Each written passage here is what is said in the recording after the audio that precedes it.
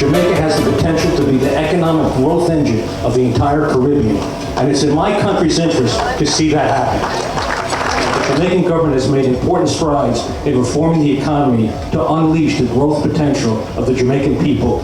These reforms must continue.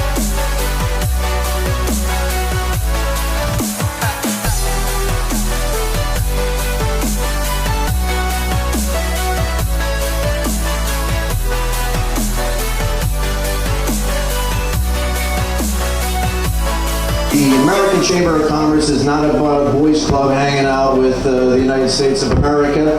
There are 28 American Chambers of Commerce in this hemisphere alone.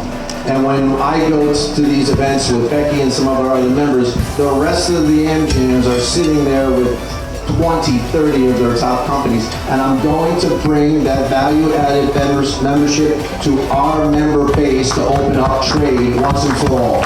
We need to get the private sector to lead the fight for growth in this country and stop making excuses about all our barriers, because there's plenty of examples in this country of companies that have been successful.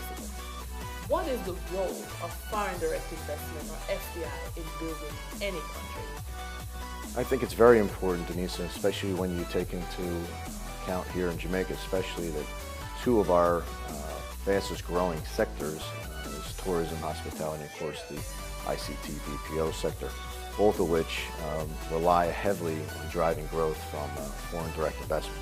And that obviously leads to job growth, increase in the tax base, which then leads to an increase in the GDP.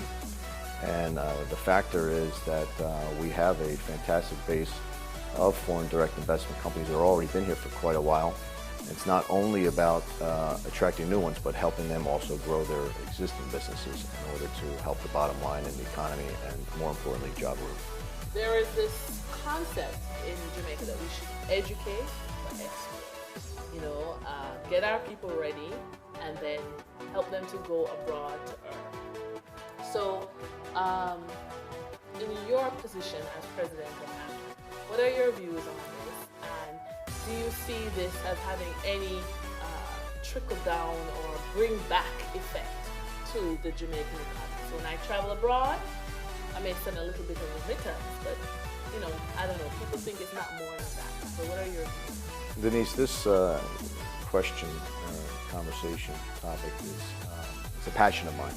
A very, very integral part of my new presidency at the American Chamber, but it's been an integral part of both my life here in Jamaica over the last 6 to 8 years, and also something that ADS Global, our company, takes a very strong look at constantly, and that is we should not be, as a country, in the business of educating our youth in order to be positioned to leave as an export. We should give hope that they can stay here and create a career and a livelihood for themselves. And I'll give you a perfect example. I go to speak to schools in the Montego Bay area, one in particular, Supreme Prep, every year, the day before GSATs. And here you have 11-year-olds that are talking and asking me questions about the United States of America. And so they're already thinking the day before the GSAT, well, we could do well in this GSAT, then I could go to further education, and someday I can leave Jamaica and go on to the United States or somewhere else, UK or Canada. And we have to reverse that trend. We have to get into a vocational education initiative.